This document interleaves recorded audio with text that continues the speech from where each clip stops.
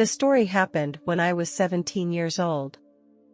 I, like most girls, became very bad-tempered when I entered puberty, especially with my family. My mother and I would often argue over small things. My mother would often criticize my hair and dressing style. She thought I was dressing too rebelliously and not in line with her expectations and values. I, however, see it as an expression of my freedom and individuality and do not want to be restricted or bound. We often had conflicts and arguments over these issues.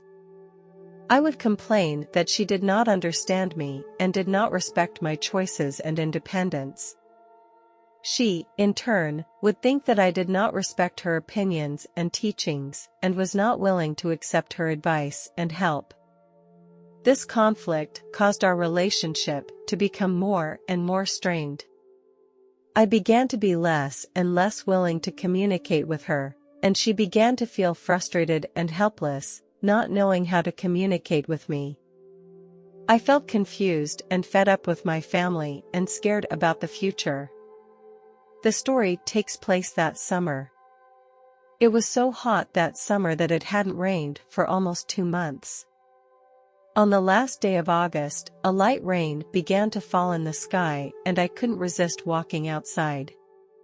The rain dripped on the leaves, making a crisp, pleasant sound. As I was playing in the rain, a bolt of lightning suddenly appeared and struck me and a nearby tree. In a flash, I felt a strong burst of electricity penetrate my body.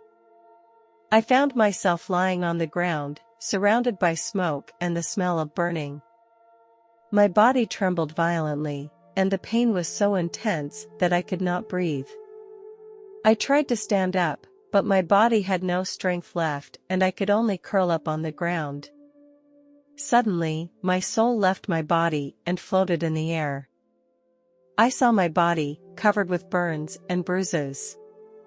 I began to get scared, not knowing what had happened to me or what to do. At that moment, I heard my mother's screams. She came running out of the room. I wanted to say something to her, but I couldn't move my lips and could only watch her cry sadly. I felt very strange because I could no longer move my body, but my consciousness was still there. I began to feel fearful, not knowing what would happen to me next. Suddenly, a light appeared in the upper right of me. A figure appeared out of the light and he flapped his huge wings. He smiled at me and held out his hand, inviting me to leave the place with him. I felt that this man was very friendly and that he conveyed a strange feeling to me. His smile made me feel safe and comfortable, as if I had always known him. After we passed through the clouds, we came to a beautiful place. In this place, I felt a peace that I had never felt before, and I felt that my mind was healed. At the same time, I also had a wonderful feeling as if everything was interconnected and interdependent. When I turned around, I found that the angel had disappeared. Everything here was so beautiful. I saw a bright starry sky and mountains and lakes in the distance. I felt my soul was liberated, away from the bondage brought by my body. Suddenly, a huge screen appeared in front of my eyes. I saw my past and my selfish behavior without regard for the feelings of others. I did something that made my mother very angry in spite of her feelings. It was an evening when my mother had worked very hard to prepare a nice dinner for me. I didn't tell her in advance that I was going out with my friends.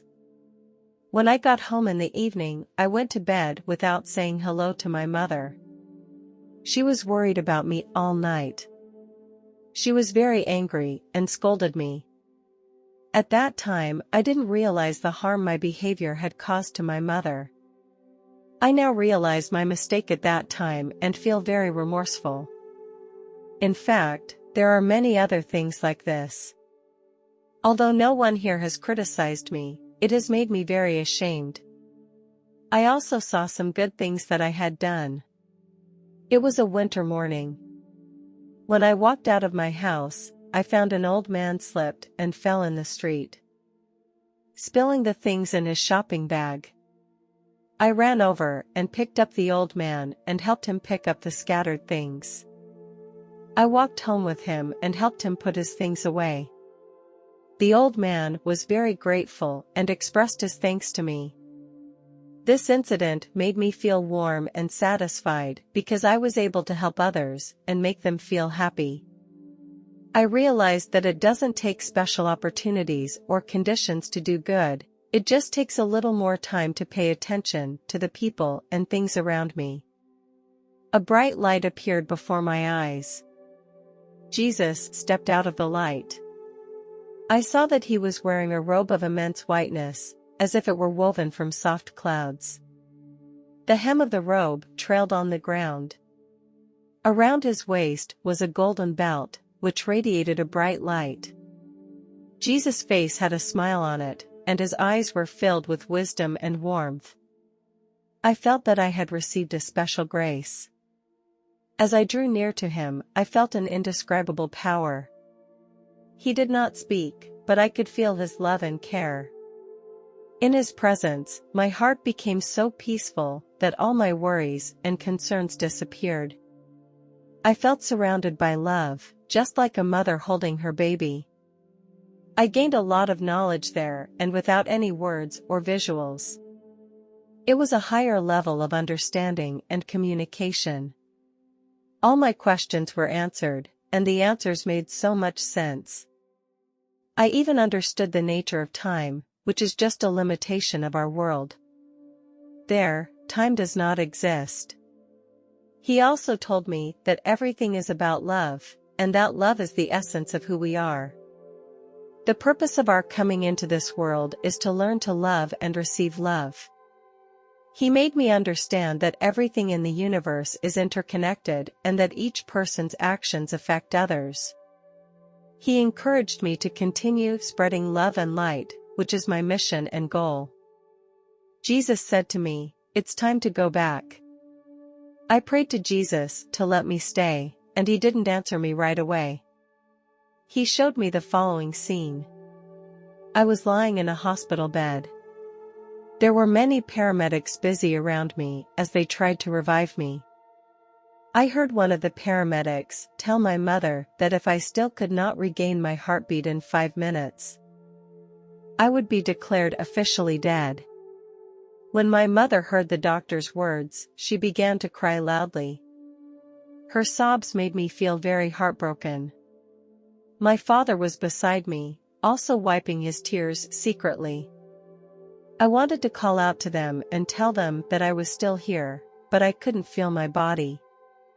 I felt so guilty watching my mother in pain that I wished I could comfort her and tell her that everything would be okay. But I couldn't get close to her or communicate with her. I felt like I was just a silent observer. But at this time I had to make a choice to stay or go back. I saw my mom crying so much that I could feel her sadness. Finally, I told Jesus my choice.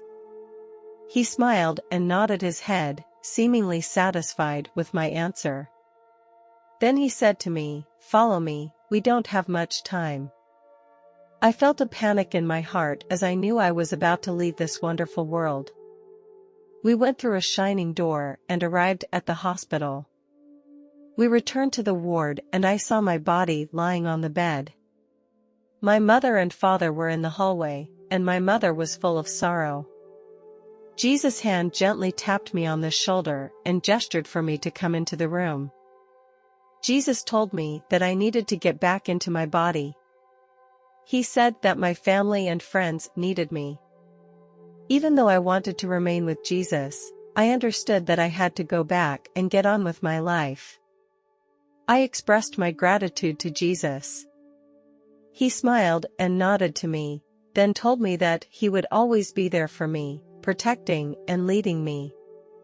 Finally, I went back into my body. I saw my hands and feet, and felt my breath and heartbeat. I was finally back in the world. When I was discharged from the hospital, I was doing better, but deep down I still felt heavy. I would often run to church, trying to find answers. I met a nun and I decided to confide in her about my experience. She listened very carefully. She encouraged me to stand firm in my faith and believe that my experience was real. She told me how fortunate I was to be able to experience such things. These words brought me great comfort and support. I was 17 years old at the time and had absolutely no understanding of the term near-death experience. I am now 49 years old. And I still remember all the details of the experience when I look back on it. At that time, the term near-death experience was not yet popular in society and few people talked about such experiences. I tried to tell my family about it, but they were skeptical of such paranormal phenomena and more than anything thought I was lying. Therefore, I buried it deep in my heart. Although this experience gave me great insight, I also felt the pain of loneliness and misunderstanding as a result. As time went on, more and more people began to pay attention to and study near-death experiences. I read many articles on the subject, listened to other people's stories, and gradually understood that my experience was not an isolated case. I began to accept and understand the experience more and gradually began to incorporate it into my life. Although I still feel confused, I know that I am not alone. Now I go to the nursing home every week when I can. I chat with the elderly people there.